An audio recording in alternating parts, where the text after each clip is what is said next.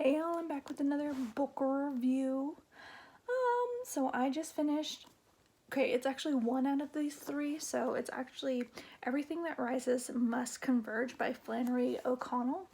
I usually don't get books that have three in one, but it was so difficult to find this book that I was just like, you know what, I'm just gonna get it. I definitely had that last week where I just had to get it because I couldn't find it. And it's interesting, when books are so hard to find, I'm just like, oh, I'll just take whatever I can get. And sometimes I'm like, but there's more than one book in here and I just want to review the one book. But that's okay. I'm just going to live with it, and so are you. I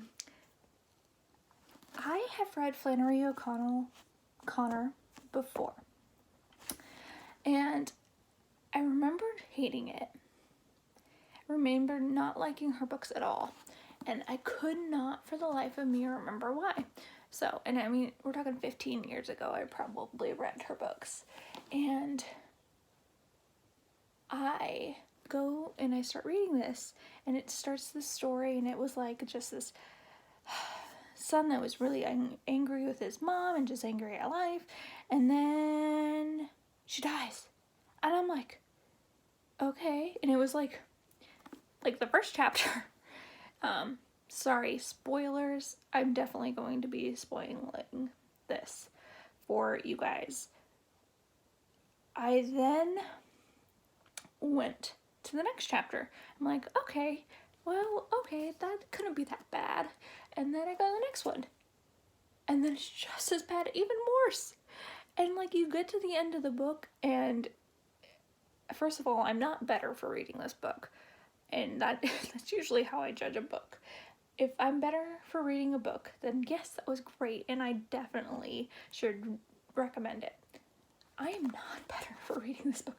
I feel like traumatized in some ways. I'm like, oh my gosh, all these horrific deaths and all these like crazy things, and like I just am like, what possessed her to write these stories? And now this is me because I am a more positive person. I like to have positive things put in, and like, I know death is a real thing, I really do, but like, I don't necessarily want to read about it. I choose not to like read the news and stuff like that. It's not that I'm in denial, I'm really not, but I like to have positive life influences in my life, and so this wasn't one of them.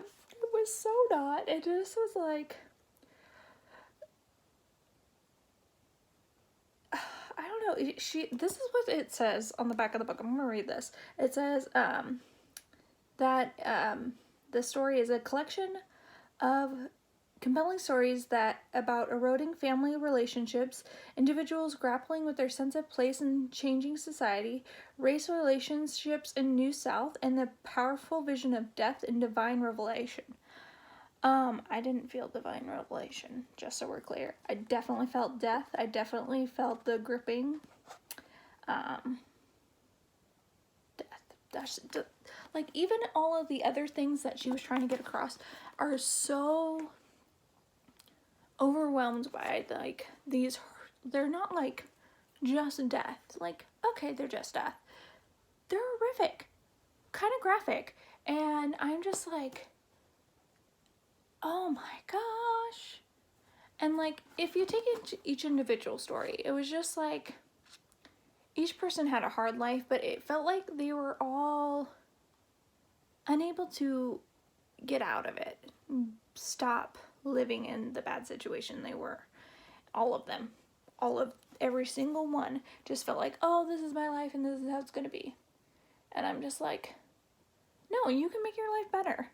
That's what life's about. You can choose to make it better, and you can't just like you can't just accept what you have. You came into the world, yes, and you may have come into very hard situations. It is so true. But you can always take those situations and make them better, and not blame other people, not do it. You have to take control of your life, and you have to be the one to say, no more. I'm taking control. This is what's going to happen, and I'm not going to let anything affect my mindset. And that's why, like, I only listen to positive things. I only have things that come in that are positive, and obviously there's negative. There's negative in all of life, but I choose to focus on positives and choose to focus on things that bring me joy and bring my family joy. And life's going to be full of such hard times, and if you don't focus on the joy, you're just going to be bitter and angry at the end of it. And then why? And so it definitely was a lot of bitterness and anger, and it makes me wonder about Flannery O'Connell as a person and be like, well, what went on her life that made her so? And I'm always intrigued about how people get there, but I'm just like, it was a very victim mindset, and I just don't believe that you should have a victim mindset. So don't read it if, first of all, don't read it if you cannot handle death. Like, not just regular death. Not like, oh, somebody died. Talking gory death. People being impaled by the bulls of horns. Death. That's what she describes. Oh my god, it was so graphic. Sorry, I'm such a, like, I can see visions when I read them, and I'm like, ugh.